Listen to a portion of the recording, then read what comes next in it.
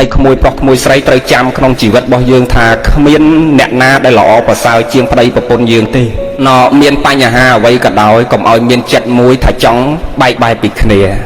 តស៊ូអត់សង្កត់ម្ដាយឪពុកយើងទាំងសងខាងដូចគ្នាហ្មងគាត់កាន់ដៃគ្នាមកដល់វ័យប៉ុណ្ណេះមិនមែនញញឹមដាក់គ្នារហូតទេតែមានបញ្ហាតិចច្រើនជារឿងធម្មតាជីវិតជាប្តីប្រពន្ធចឹងក្មួយត្រូវដឹងថាធម្មជាតិនៃប្តីប្រពន្ធ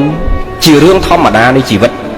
កុំឲ្យមានចិត្តមួយបែកបែកគិតបែកបែកពីគ្នានៅពេលដែលយើងមានបញ្ហាតូចក៏ដោយធំក៏ដោយចឹងបានជាខ្មែរយើងគេមានទំនៀមទម្លាប់ល្អណាស់ក្នុងកម្មវិធីហ្នឹង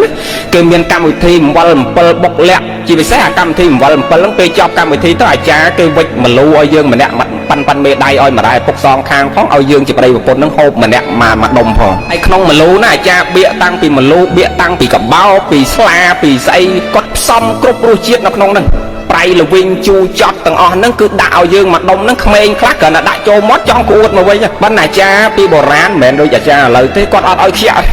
ខ្លួនឯងប្រឹងលេបឲ្យបានបន្តិចឲ្យស្គាល់រសជាតិគាត់ចង់បញ្ជាក់ថា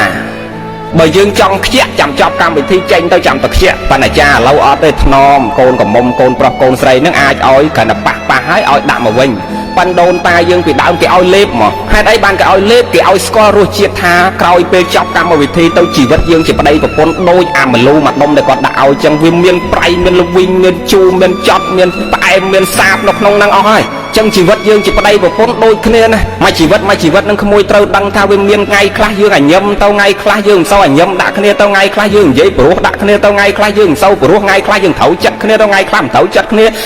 ចឹងជីវិតហ្នឹងជាប្តីប្រពន្ធនេះនិយាយវាឯងទៅមែនតែនហ្នឹងអត់តធ្លាប់មានប្តីសោះហ្នឹងមានប្រពន្ធសោះហ្នឹងហ្នឹងតាំងពី2ដល់ឥឡូវ40ហ៎ប៉ុន្តែជីវិតជាប្តីប្រពន្ធហ្នឹងចឹងនឹងជីវិតជាប្តីប្រពន្ធហ្នឹងចឹងញោមត្រូវដឹងមួយត្រូវដឹងថាត្រូវអត់ធ្មត់ទើបយើងអាចរស់នៅជាមួយគ្នាមានសេចក្តីសុខហើយអ្វីដែលសំខាន់គឺការគោរពផ្ដល់តម្លៃនិងភាពស្មោះត្រង់នេះក្មួយប្រុសក្មួយស្រីហើយតាំងចិត្តតែគ្មាននរណាល្អប្រសើរជាងប្តីប្រពន្ធយើងទេមានបញ្ហាអ្វីក៏ដោយជាពិសេសគឺរស់នៅកុំឲ្យយកអ្នកដទៃមកប្រៀបធៀបនឹងជីវិតគ្រួសារយើងកុំឲ្យជិះឡានទៅអញមើលប្តីប្រពន្ធគេដូចស្រឡាញ់គ្នាដល់ហើយអញមើលប្តីអញដូចមិនដែលចេះយកចិត្តទុកដាក់អញមើលប្រពន្ធអញដូចមិនដែលចេះយកចិត្តទុកដាក់អញមើលទៅប្រពន្ធគេដូចស្អាតដល់ហើយអញមើលប្រពន្ធអញដូចតែកូនមួយវាអាយាកុំឲ្យមានអារម្មណ៍អស់ហ្នឹងមកនៅក្នុងខ្លួនយើងឲ្យមើលឃើញប្តីយើងដូចទេវបុត្រចឹងអាចាស់អាយុ90ហើយក៏នៅប្តីអញដូចទេវបុត្រដែរហើយប្តីដូចគ្នាប្រពន្ធជ្រួញចាស់ទៅអាយុ70 80ក៏នៅដល់ប្រពន្ធយើងដូចទេពធីតាចឹងអាក្នុងចិត្តយើងណាក្នុងបេះដូងយើងអាត្មាតែងបញ្ជាក់ថា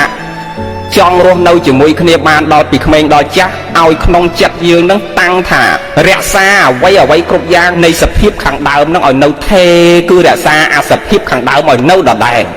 ពាក្យថារក្សាភាពដើមឲ្យនៅដដែលគឺទាំងចិត្តទាំងកាយពីមុនមកយើងស្រឡាញ់គ្នាមិនឲ្យរក្សាអានឹងឲ្យវានៅជាប់កាលយើងណែមុនកាន់ដៃគ្នាយើងសាសងទៅខាងស្ត្រីយ៉ាងម៉េចខ្លះព្រោះម៉េងឥឡូវមិនមែនដូចចាស់ពីបុរាណទេចាស់បុរាណម៉ែឲ្យអ្នកទុកដាក់ឲ្យមិនម៉េងឥឡូវគាត់មានទូរស័ព្ទនឹងគាត់អាចសាររកគ្នាបានចឹងយើងសាសងទៅភរិយាយើងថាមិនខ្លះយើងសច្ចាមិនខ្លះស្បាត់អស់ហើយម៉េងមកបានគេជាប្រពន្ធជាប្តីមួយនេះចឹងឲ្យរក្សាអ្វីដែលយើងធ្លាប់និយាយគ្នាពីមុនមកល្អយ៉ាងណាឲ្យរក្សាអាភាពផ្អែមល្ហែមនឹងល្អនឹងរហូតមានក្រយ៉ាងណាក៏ដោយរក្សាភាពដើមនឹងឲ្យនៅដដែលអានឹងបានសេចក្តីសុខនិងសុភមង្គលនឹងវាកើតហើយមួយទៀតក្មួយត្រូវចាំថាពីពេលនេះតទៅបេះដូងយើងចិត្តយើងក៏បីគិតថាអ្វីគឺតែមួយពាក្យថាអ្វីគឺតែមួយមានន័យថាកាយក៏តែមួយចិត្តក៏តែមួយទ្រព្យសម្បត្តិក៏តែមួយផ្ទះសម្បែងក៏តែមួយម្ដាយពុកសងខាងក៏តែមួយអត់មានម្ដាយអញម្ដាយគាត់អត់មានផ្ទះអញផ្ទះគាត់អត់មានទ្រព្យអញទ្រព្យគាត់គឺរបស់គ្រប់យ៉ាងគឺតែមួយដាក់តនេះមួយប្រុសស្ដាប់ភាសាខ្មែរបានទេបានទេអ្វីគ្រប់យ៉ាងគឺតែមួយពីម៉ោងនេះទៅគឺអ្វីគ្រប់យ៉ាងតែមួយអត់មានរបស់ខាងប្តីរបស់ខាងប្រពន្ធម្ដាយខាងប្តីម្ដាយខាងប្រពន្ធគឺអត់ទេបេះដូងយើងចិត្តយើងគឺរួមគ្នាថាគ្រួសារខាងណាក៏ជាម្ដាយពុកយើងក៏ជាផ្ទះយើងក៏ជាទ្រព្យសម្បត្តិរបស់យើងអាហ្នឹងបានមានសេចក្តីសុខហើយតែមានចិត្តបែងចែកខាងគេខាងអញហើយអត់ទេអត់មានសេចក្តីសុខអត់អាចនៅជាមួយគ្នាបានទេហើយមួយទៀត លោកមេផ្ដាំមុនលាគ្នាណក្មួយត្រូវចាំក្រៅពីភាពស្មោះត្រង់នឹងការគោរពផ្ដល់តម្លៃនឹងការចងចាំថាអ្វីគ្រប់យ៉ាងជារបស់តែមួយនឹងការរក្សាសភាពដើមឲ្យនៅដដែលគ្រប់ពេលវេលាមួយទៀតដែលក្មួយត្រូវចាំថាពេលយើងមានបញ្ហាអីក៏ដោយគឺក្មួយប្រុសត្រូវចាំក្នុងជីវិតរបស់យើងពេញមួយជីវិតថាហាមដាច់ខាតគឺមិនអាចប្រើហិង្សាលើប្រពន្ធកូនយើងដាច់ខាតទាំងពាក្យសម្ដីទាំងកាយវិការហើយក្មួយស្រីត្រូវចាំក្នុងជីវិតយើងដែរថាហាមដាច់ខាតខឹងប្តីបណ្ណាក៏ដោយហាមប្រើពាក្យអសុរោះទៅលើប្តីស្ត្រីហាមប្រើពាក្យអសុរោះបុរសហាមប្រើកម្លាំងទៅលើភរិយាយើងហាមប្រើពាក្យអសុរោះខាងស្ត្រីខាងបុរសហាមប្រើហិង្សាប៉ុន្តែស្រុកនេះមិនហ៊ានទេបងស្រុកខ្មែរចង់វាយចង់ទាត់ចង់ធាក់អីស្រេចតែចិត្តហើយស្រុកនេះដាក់តែមួយដៃឥឡូវហ្នឹងខ្នោះមកភ្លាមមិនអញ្ចឹងណាញោមហ្នឹងហើយអញ្ចឹងលុយក្មួយយល់ជាងលោកមេទៀតនៅស្រុកនេះមិនបានទេប៉ុន្តែលោកមេគាត់តែចង់ផ្ដាំថាតួនាទីបុរសវាមាន5តួនាទីស្ត្រីមាន5ហ្នឹងអាចារ្យអាសានិយាយលោកមេមិនបាច់និយាយទេអា5ហ្នឹងមានន័យថាយើងគោរពផ្ដល់តម្លៃភាពស្មោះត្រង់រវាងគ្នានឹងគ្នាគោរពញាតិទាំងសងខាងសង្គ្រោះញាតិទាំងសងខាងមានទ្រព្យសម្បត្តិផ្ដល់ឲ្យភរិយាជាអ្នកទុកដាក់ប៉ុន្តែស្រុកនេះដូចមិនមែនផ្ដល់ឲ្យខាងភរិយាទុកដាក់ទេដូចគេទុកការរៀងខ្លួនណាស្រុកនេះញោមហ្នឹងហើយប៉ុន្តែបើនៅខ្មែរយើងអត់ទេគឺទ្រព្យរបស់ទាំងអស់ត្រូវទុកដាក់នៅលើភរិយាជាអ្នកទុកដាក់ចុះយើងស្វាមីមិនលោកមេប្រែថាយើងមានតួនាទីកាតព្វកិច្ចឃុំក្រងថែរក្សាញ៉ាំងនាងឲ្យលុះទៅនៅក្នុងសេចក្តីសុខនៅសុភមង្គលចាអ្វីគ្រប់យ៉ាងគឺផ្ដល់ឲ្យភរិយាទាំងអស់ដើម្បីឲ្យគ្រួសារនោះវាមានសេចក្តីសុខមានសុភមង្គលហើយភរិយាប្រែថាម៉េចមិនយើងប្រែតែប្តីបើភ្លេចប្រែភរិយាភរិយាប្រែមកថាជាស្ត្រីដែលញ៉ាំងវងត្រកូលឲ្យដល់ទៅនៅសេចក្តីសុខនិងភាពថ្លៃថ្នូរ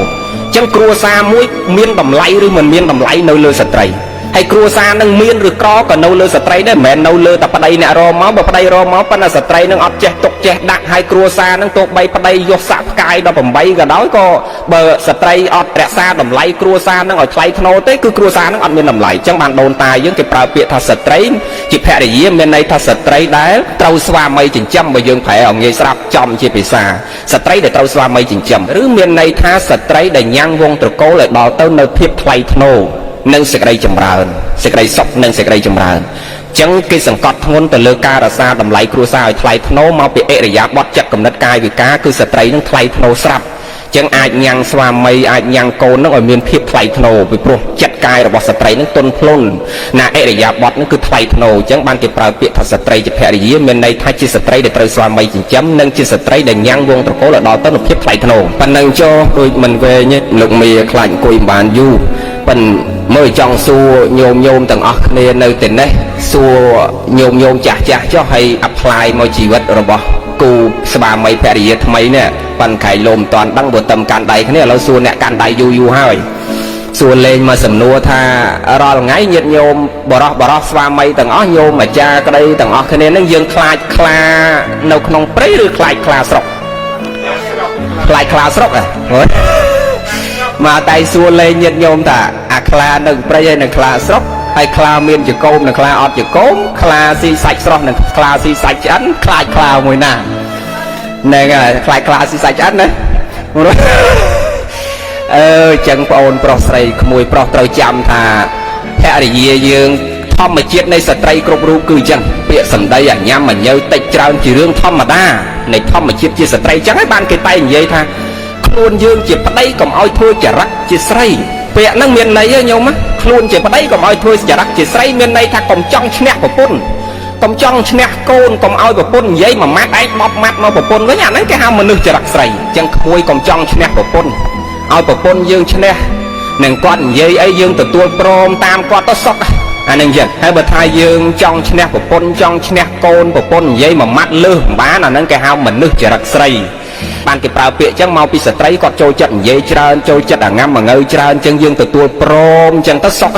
ហើយកុំខ្លាចថោកក្នុងគ្រួសារអាម៉ាត់ទៀតចុះញោមញោមអ្នកក្រោយញោមរបស់ក្នុងលោកហ្នឹងថ្លៃវាត្រូវផ្សំមួយអីញោមថ្លៃវាត្រូវផ្សំមកអាថោកមកចឹងផ្ទះយើងតម្លៃ1លានបើយើងអត់ទិញកាជាទ្វា$5កាជាបង្អួច$5យកមកផ្សំជាមួយអាផ្ទះ1លានហ្នឹងវាមិនចេញពេញលក្ខណៈជាផ្ទះហ្នឹងហើយឡានយើងរយតម្លៃ2លានក្មួយបើអត់មានសោ$5ចាក់ឲ្យវាមិនទៅមុខអា2លានហ្នឹងបើអត់មានសាំង1លីត្រ4000ចាក់ឲ្យវាមិនទៅមុខ ចឹងមានន័យថាសភាពនៅក្នុងโลกនេះគឺអាថ្លៃត្រូវផ្សំមួយអាថោកបានទៅមុខរួចចឹងបើយើងប្តីប្រពន្ធលេងទីរតែថ្លៃរៀងខ្លួនអាប្តីខុសក៏ចង់បានត្រឹមត្រូវចង់បានថ្លៃប្រពន្ធខុសក៏អត់ព្រមទទួលតែខុសក៏ចង់បានថ្លៃទាំងអស់គ្នាអាហ្នឹងមិននៅមួយគ្នាកើតវត្តយើងចេះដាក់ខ្លួនយើងទាំងអស់គ្នានឹងម្ដងម្នាក់កុំឲ្យវាថ្លៃទាំងអស់គ្នាពេកចឹងបានញោមមើលធម្មជាតិវាបង្កើតមកគឺវាតែងផ្សំអបសិទ្ធគ្នាចឹងបើថាប្តីសស្អាតទៅប្រពន្ធមកព្រីទៅហើយបើថាប្តីខ្មៅទៅប្រពន្ធសផ្លឹកញោមចំណាំឃើញចឹងណាហើយបើប្តីចេះដឹងទៅប្រពន្ធរៀនមិនសូវបានច្រើនបើប្រពន្ធរៀនបានច្រើនប្តីមិនសូវរៀនបានច្រើនធម្មជាតិវាផ្ដល់ឲ្យចឹងជាគូគ្នាដោយសារអីដោយសារកុំឲ្យវាចេះទាំងពីរនាក់វាពិបាកធ្វើអីចេញវាចេះតែពេកអាចចេះពេកវាស្មើនឹងចេះបាត់អាប្តីក៏ចេះអាប្រពន្ធក៏ចេះពេកណាអានឹងពាក្យនិយាយលេងប៉ុន្តែធៀបពិតទៅសាច់ចាក់មិនមែនអញ្ចឹងទេបើយើងចេះទាំងអស់គ្នាយើងរស់នៅក្នុងសង្គមហ្នឹងយើងអាចធ្វើអីក៏បានដែរប៉ុន្តែចង់និយាយថាអាពាក្យដែលដូនតាយើងនិយាយថាចេះពេកទាំងអស់គ្នាណាអាហ្នឹងវាចូលលក្ខណៈចេះរឹងរូសទាំងអស់គ្នាធ្វើអីកើតអាថ្លៃទាំងអស់គ្នាក៏នៅជាមួយគ្នាមិនបានអញ្ចឹងយើងទាំងអស់គ្នាត្រូវចេះដាក់ខ្លួនម្ដងម្នាក់អ្នកណាខុសទទួលខ្លួនតែខុសទៅហើយយើងទទួលកែនៅអ្វីដែលជាកំហុសរបស់យើងទៅអាហ្នឹងនៅជាមួយគ្នាសុខហ្នឹងសុខកុំខ្លាចថោកខ្លាចថ្លៃក្នុងសង្គមក្រុមគ្រួសាររបស់យើងដែរអាហ្នឹងទៅយើងកាន់ដៃគ្នាជាសុខពីក្មេងដល់ចាស់ទៅណាក្មួយណាសូមសុខចម្រើនទាំងអស់គ្នាលោកមានចំណងដៃប៉ុណ្ណឹងទេប៉ុណ្ណឹងចុះសុខសប្បាយសូមជូនពរក្មួយទាំងពីរឲ្យរស់នៅកាន់ដៃគ្នាមានសេចក្តីសុខពីក្មេងរហូតដល់ចាស់ដូចម្ដាយឪពុកយាយតារបស់យើងហើយក្មួយមើលគំរូម្ដាយឪពុកយាយតារបស់យើងណានៅក្បែរខ្លួនយើងស្រាប់យើងមើលគំរូពួកគាត់រស់នៅជាមួយគ្នាគាត់នៅជាមួយគ្នារបៀបម៉េចបានអាចកាន់ដៃគ្នាពីក្មេងដល់ចាស់ពេលមានបញ្ហាគាត់ធ្វើអីជាមួយគ្នាណាពេលមានបញ្ហាយើងនៅតែនិយាយពាក្យប្រុសដាក់គ្នាយើងនៅតែអត់មានអធ្យាស្រ័យល្អដល់គ្នាហើយរឿងណាដែលយើងដោះស្រាយហើយលុបបំបត្តិវាចោលទៅកុំលើកកុំជីកកុំគាស់កកាយយកមកនិយាយក្នុងម្ដងហើយម្ដងទៀតរឿងណាដែលដោះស្រាយហើយក៏ឲ្យវាចប់ទៅទោះរឿងនឹងវាត្រូវចិត្តក៏ដោយមិនត្រូវចិត្តក៏ដោយសរុបមកគ្មានស្អីជាងធម៌អធ្យាស្រ័យលើកលែងអត់អោនចំពោះគ្នានឹងគ្នាមានមេត្តាចិត្តស្រឡាញ់តែមេត្តាចិត្តអាពាក្យហ្នឹងក៏គ្រូលោកមីអាសានិយាយដែរគឺស្រឡាញ់គ្នាដែលនៅជាមួយគ្នាបានគឺស្រឡាញ់ដោយមេត្តាមិនមែនស្រឡាញ់ដោយអភិជាជាបាតៈដោយសម្លឹងរំពៃឃើញប្រយោជន៍អ្វីមួយពីគ្នាអានឹងទៅយើងអាចរស់នៅជាមួយគ្នាគឺស្រឡាញ់ដោយសេចក្តីមេត្តាអាណិតចំពោះគ្នានឹងគ្នាអានឹងទៅយើងនៅជាមួយគ្នាពីក្មេងដល់ចាស់បានណាក្មួយណាសូមអនុមោទនាសូមប៉ុណ្ណឹងជូនពរក្មួយទាំងពីររស់នៅកាន់ដៃគ្នាជាសុខពីក្មេងរហូតដល់ចាស់ទាំងពីរអ្នកណាក្មួយណាសូមសុខចម្រើនទាំងអស់គ្នាសូមអនុមោទនាបុណ្យអ្វីដែលបងអូនត្រូវចងចាំគឺពាក្យសម្ដីទោះបីខឹងប្តីប៉ុណ្ណាក៏ដោយកុំប្រើពាក្យអសុរោះទៅលើប្តីព្រោះស្ត្រីច្រើនលឿននៅពាក្យសម្ដីរីឯបុរសជាប្តីខឹងប្រពន្ធប៉ុណ្ណាក៏ដោយហាមខ្លួនឯងមិនឲ្យប្រើហិង្សាដាច់ខាតបើសិស្សនិស្សិតដែលទៅរៀននៅសាលាទទួលបានការអប់រំល្អលោកគ្រូសើតែ